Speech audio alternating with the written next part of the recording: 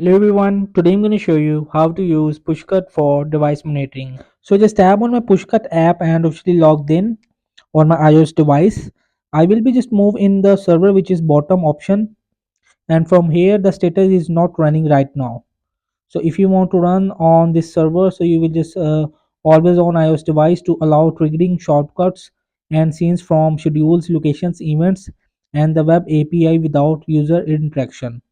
So when I just tap on this start server on this device, so it will say that if you want to unlock to run the automation server, you will have to purchase the plan for monthly, annually or lifetime.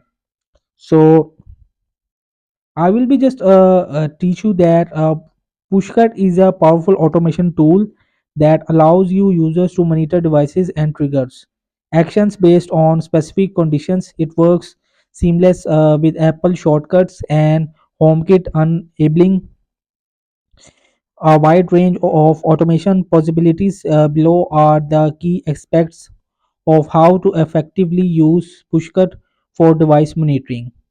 So dedicated devices like use an old iPhone or iPad as a dedicated server running Pushcut. This device should remain plugged in and connected to Wi-Fi to ensure it is always available for monitoring tasks. So use cases for devices monitoring like security alerts. Implement a contact sensor on door or windows.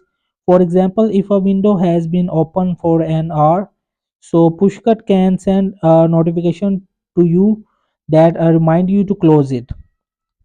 So that's it for using monitoring on devices to use Pushcut. Hope this video helped you. Please don't forget to like and subscribe and get notified for more videos.